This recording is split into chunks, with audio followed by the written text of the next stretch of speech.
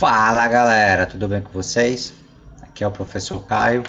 Vamos lá para mais uma aula do nosso mini curso, né? O Incrível Mundo dos Artrópodes. Hoje nós vamos falar sobre a classe Aracnida.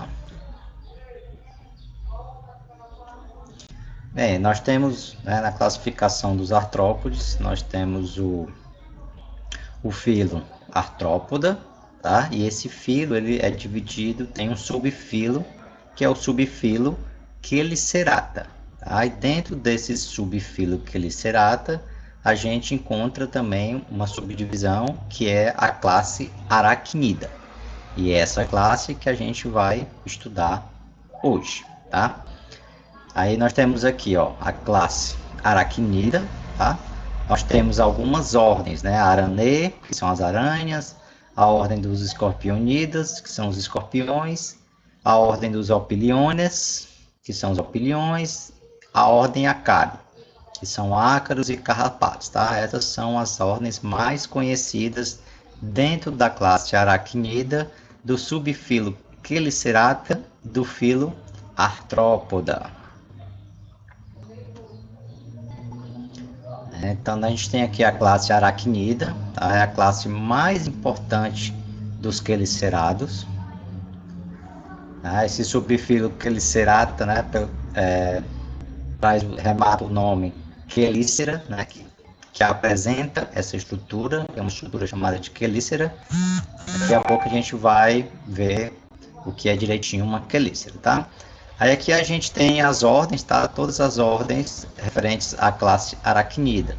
Tem a ordem Escorpionida, que a gente já tinha falado, a ordem Palpigrade, a ordem Esquizomida, a ordem Europide, Aranê, né, que é as mais conhecidas, Aranê, Escorpionida e Acari, e é que nós vamos estudar aqui, a ordem Amblipígio e a ordem Opiliones. A ordem Acari, aqui, na verdade não é a ordem Acari, é uma terminologia Acari, que se refere a 7 ordens, tem os carrapatos, os ácaros e outras 5 mais, certo? Aqui do lado a gente tem algumas figuras, né, referente a essas ordens. A gente tem aqui a clássica aranha, né, com suas teias. A gente tem opiliões, a gente tem amblipídios, uropídios, tá? Se você estiver curioso, dá uma pesquisadinha aí, navega aí na internet pelo nome dessas ordens que você encontra fotos bem interessantes. Então vamos lá, classe Aracnida, tá? São, né, seres vivos terrestres, tá? Eles sofreram adaptações para viver nesse ambiente, tá? Antes disso eles eram aquáticos, tá? Ordens mais primitivas desses indivíduos eram aquáticos, eles viviam dentro da água, mais precisamente em ambientes marinhos, mas também com representantes de água doce, tá? Então a classe Aracnida, ela é praticamente terrestre, toda terrestre. Eles apresentam um revestimento, tá? Um epicutícula. Vocês viram aí nas aulas, na introdução de artrópodes, né? O que é uma cutícula, uma epicutícula. Tá? E essa epicutícula dos aracnídeos, ela é séria, tá? Ela é de cera, ela é um lipídio, tá bom? Tem pulmões foliáceos, né? Laminares e traqueias, certo? A respiração deles é por pulmões foliáceos ou por traqueias, a gente vai falar um pouquinho mais na frente também. Tem apêndices, né, adaptados para a locomoção terrestre, dependendo do grupo, esses apêndices são adaptados de forma a melhor adaptação na questão da evolução, tá? E eles também apresentam glândulas de venenos, certo? Essa figurinha que eu botei aqui, né, é a lenda de Aracne e Antenas. É só a título de curiosidade. Tem uma lenda, né, do tempo dos gregos, uma lenda grega, que Aracne era uma artesã muito habilidosa. Né? Ela tecia, fazia tapetes, né? Era uma excelente tecelã. E as habilidades delas eram assim tão fora do comum que a deusa Atenas, ela tinha assim, digamos, uma certa rivalidade com a Aracne. E uma vez um duelo entre as duas, tá? Elas fizeram um tapete, né? E disputaram ali quem era o tapete mais bonito. Tá? E Aracne foi considerado o tapete dela mais bonito do que a própria deusa Atenas. Então ali gerou uma confusão. Atenas chegou a agredir Aracne com o bastão que ela estava tecendo. E Aracne ficou tão perturbada que ela tentou se enfocar com os fios né, que ela tecia. E Atenas, ao ver aquela cena, ela lá amarrada, né, na árvore com as teias, Atenas, digamos, poupou a vida dela, mas com o castigo transformou ela numa aranha. Então, assim, condenada a tecer pelo resto da sua vida. É só a título de curiosidade, mas é uma história bem interessante.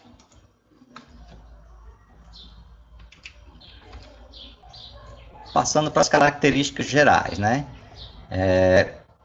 Essa classe, né, eles têm o corpo dividido em cefalotórax, conhecido também como prossoma, né, tem um macro dividido em 7 segmentos, e o abdômen, né, que é o opistosoma, que tem uma subdivisão de 12 segmentos, ou menos, dependendo ali da ordem, certo? Então, dividido em cefalotórax, prossoma e abdômen, opistosoma. Uma característica comum a todos eles apresentam 6 pares de apêndices, que é um par de quelíceras, tá, que define a característica ao grupo, um par de pedipalpos e 4 pares de apêndices locomotores, tá? E eles não possuem mandíbula e nem antenas, tá? Diferente lá dos insetos, que a gente viu que os insetos eles têm 3 pares de apêndices locomotores, né, que partem do abdômen. E os insetos eles possuem mandíbula, né, e possuem antenas. Já nesse grupo aqui, eles têm 4 pares de apêndices locomotores e não possuem mandíbula e nem antenas. Passando. Aí aqui é uma representaçãozinha de um desenho, tá? Aí que a gente viu lá que o corpo é dividido em cefalotórax e abdômen, tá? Então a gente tem aqui, ó, a parte do prossoma, que é como se fosse a parte da cabeça, tá? Aqui na frente, tá? A gente tem o pré-abdômen, o abdômen, que o escorpião é dividido em pré-abdômen e pós-abdômen, tá? Tem o opistosoma, o mesossoma, e o metassoma, que é o pós-abdômen. E uma característica dessa ordem dos escorpiones, né, é esse agulhão na ponta da agulha, na ponta da cauda. Aí a gente consegue ver aqui, ó, os pedipalpos, que são as garras, tá? As quelíceras são mais evidentes nas aranhas. A gente tem olhos laterais. Tem aqui em cima um olho mediano, tá? Isso aqui é a cabeça dele. Ó. A gente observa que ele tem 4 pares de apêndices locomotores, tá? Os pedipalpos não são apêndices locomotores, tá? Eles têm outra função. Aí aqui é uma representação de um desenho, de uma imagem real, né? A gente tem aqui, ó, os pedipalpos, tá? Com as garras dos pedipalpos, que são as quelas. A gente tem as quelíceras, que ficam aqui próximo da boca, que auxiliam ele na alimentação. A gente tem as patinhas, né, as pernas. O caudo, característico, né, com o seu agulhão. O cefalotórax, que é como a parte da cabeça. E o abdômen, que a gente viu lá, que é dividido em aqui, ó, pré-abdômen e pós-abdômen, certo? E a cauda com o agulhão. E aqui seria de um aracnídeo, tá?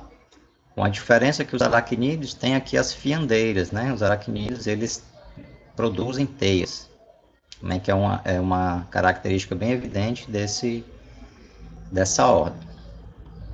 Né? A gente tem aqui os pedipalpos, parecem patas, mas não são, tá?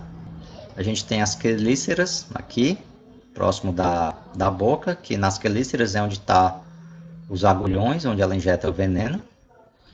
A gente tem a perninha dela aqui, a patinha, ó, que ela é dividida, tem as divisões, tá? Ela tem as unhas, que são as pontas das garras, são pelos. Tem um taço, metatarso, tíbia, patela, fêmur, tá? Tem a coxa. Aqui a gente tem o abdômen.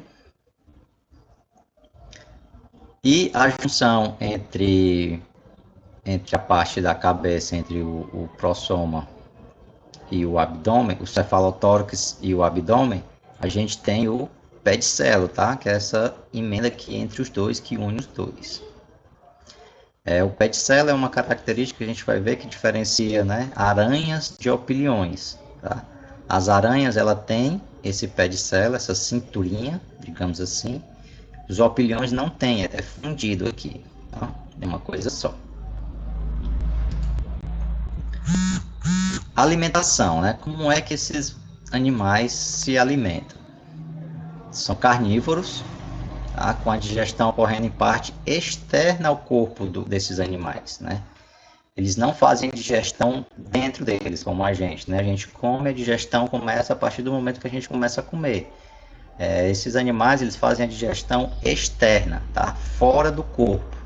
Eles soltam lá uma secreção de enzimas, e essas enzimas começam a digerir aquele alimento, vai ficar só aquele caldinho, né? Eles vão lá e chupa aquele caldinho e se alimenta, tá? Com exceção de ácaros, né? E alguns carrapatos, que os carrapatos eles chupam sangue, né? Se alimentam de sangue. Opa.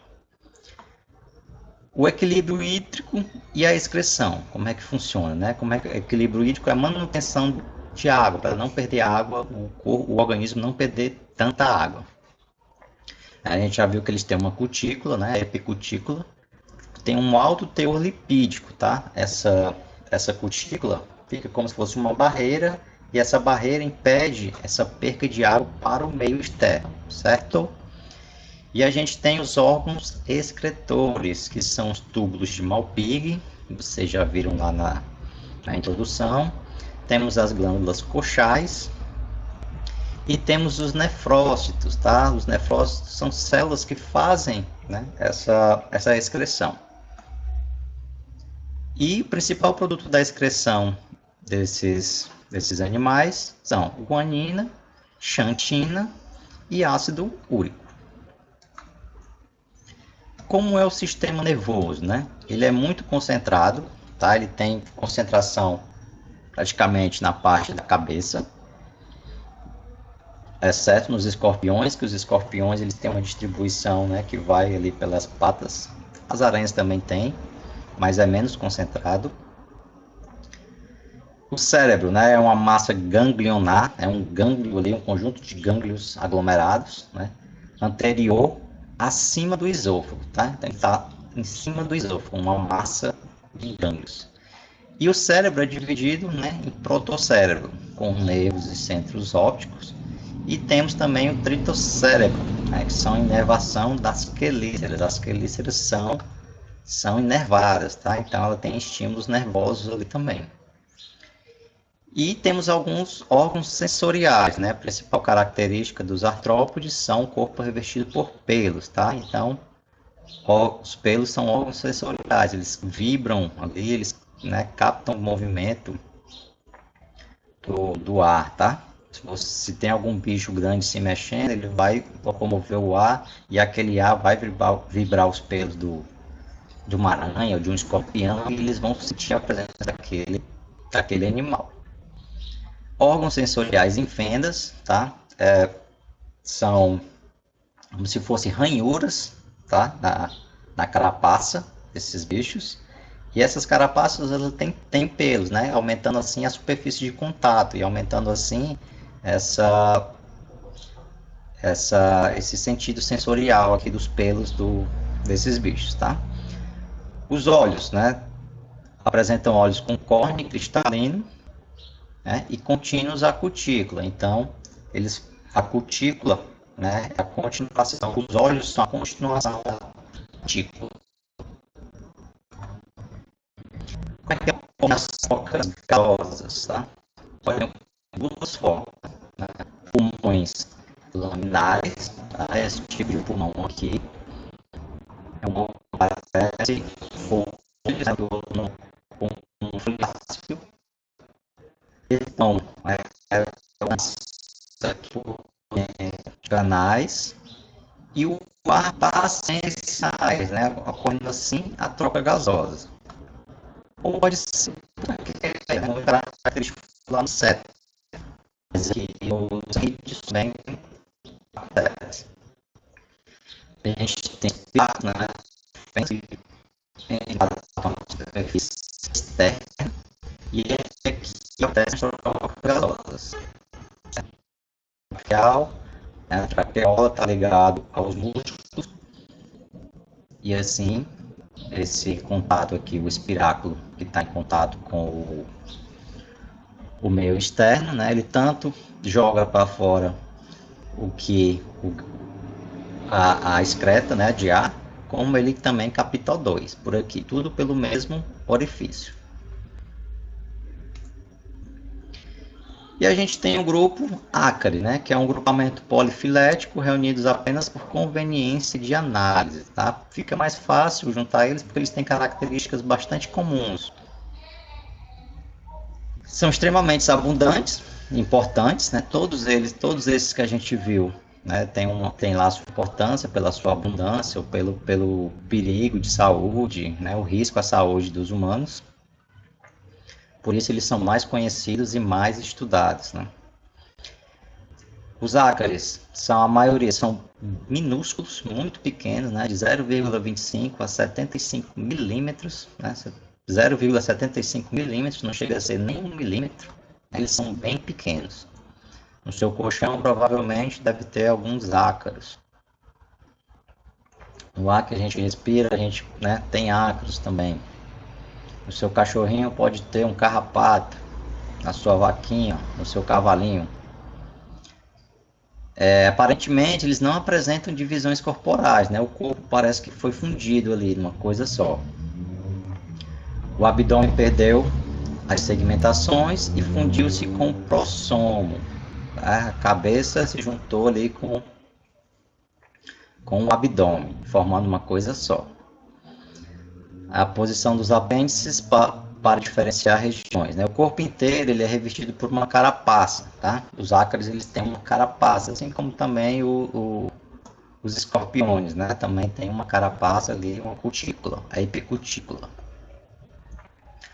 A cabeça é dividida em capítulo ou gnatossomo, né? Que o gnatossomo é onde tem as peças bucais. A gente vai já ver uma imagem aqui e vocês vão conseguir identificar aqui o capítulo, tá? Ou gnatossomo.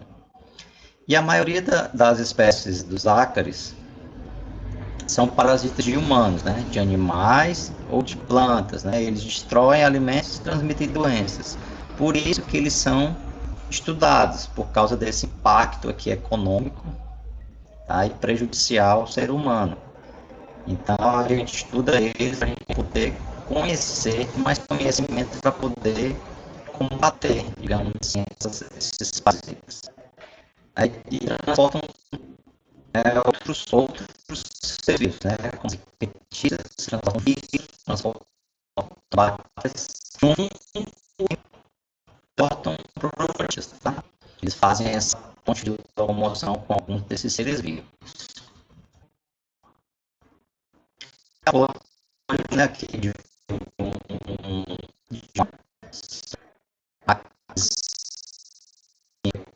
que só o capítulo do capítulo aqui onde está as peças bucais dele. Aí a gente vê que aqui não tem diferenciação entre cabeça e abdômen, né? Falatório e abdômen, é uma coisa só.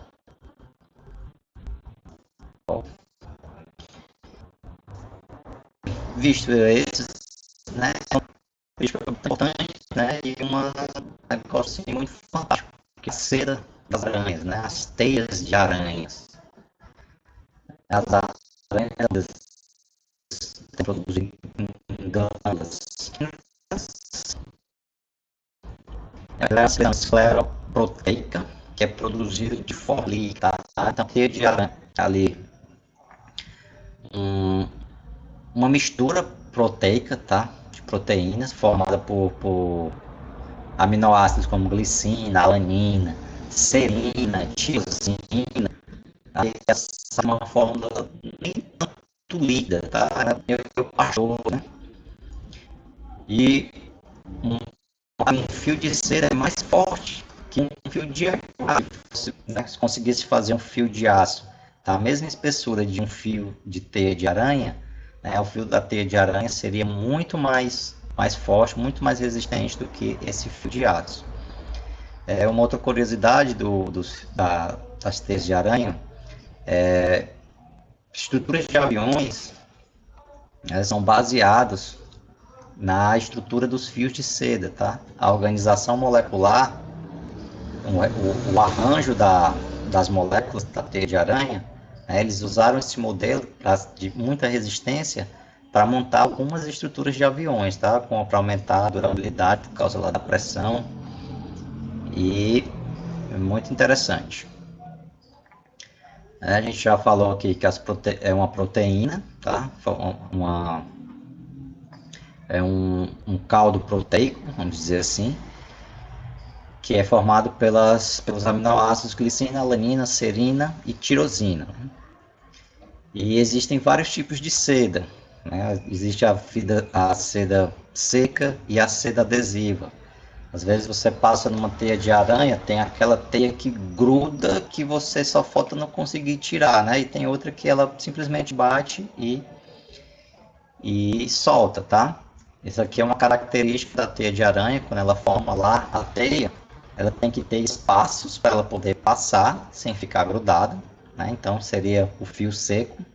E tem os fios adesivos, tá? E ela sabe onde é que esses fios adesivos estão, que é ali onde os bichos batem, né? Ficam ali presos, e ela consegue caminhar pelos fios secos até chegar lá sem ficar presa também. O cordão é formado por várias fibras, né? Uma teia são várias fibras proteicas juntas. E elas usam para capturar presas, né? Principal função que a gente conhece, bem visível. Onde você passa tem uma teia de aranha com um bichinho pregado. Tem função reprodutiva, tá? Às vezes elas fazem estruturas que elas põem os ovos para ficarem protegidos. Ou elas colocam os ovos lá para o macho ir lá também fecundar, certo? Linha de reboque, né? Elas conseguem puxar presas de alçapão, ou então também quando elas estão andando, elas têm um fio que está sempre conectado, porque se ela cair de alguma superfície, ela está ali presa, certo? É muito difícil você ver uma aranha cair, despencar, e se estabacar no chão, porque ela vai estar, tem sempre uma linha guia presa a ela. Quando ela cai, ela consegue se segurar. E também elas constroem ninhos para hibernação ou, né, também como mecanismo de proteção. Tudo isso são características, né, das sedas da teia de aranha, tá certo? E outra, aqui uma curiosidade, né, que os únicos órgãos dos sentidos visíveis com auxílio de uma lupa são os olhos da aranha, tá? A gente consegue ver os olhos da aranha assim, botando uma lupa você consegue ver. Diferente dos olhos compostos dos insetos, os das aranhas são simples e a maioria das aranhas enxergam muito mal, dependendo dos outros sentidos para capturar suas presas, tá? Como a gente viu aqui, normalmente as aranhas têm 4 pares de olhos, né? 8 olhos, tá? Mas são bem primitivos. Elas normalmente distinguem ali uma cor, uma forma, elas, né, não, mas muito primitivo. O que faz com que elas sejam grandes pescadoras são os outros sistemas, tá? Tipo os pelos, né? O corpo revestido de, tá? E as próprias teias de aranha também. tanto os peixes, né, elas conseguem ficar som, tá? Legal, né? Aí vamos para o outro. Pode ser surpreendente saber que várias famílias de aranha comunicam-se entre si pelo som. Só que eu falei, como que elas conseguem se comunicar se elas não têm ouvidos? Elas têm ouvidos, mas diversos receptores de vibração do seu corpo escutam as vibrações do ar, tá? Tem pelos, aqueles receptores em fendas, e a própria teia de aranha, ela consegue essas vibrações, a vibração que a vibração da teia, ela consegue identificar aquele som, aquele comunicado, né? A teia de aranha, ela consegue identificar, né? Quando ela está caçando, pela vibração da teia, o tamanho do bicho que está preso ali na teia de aranha, tá?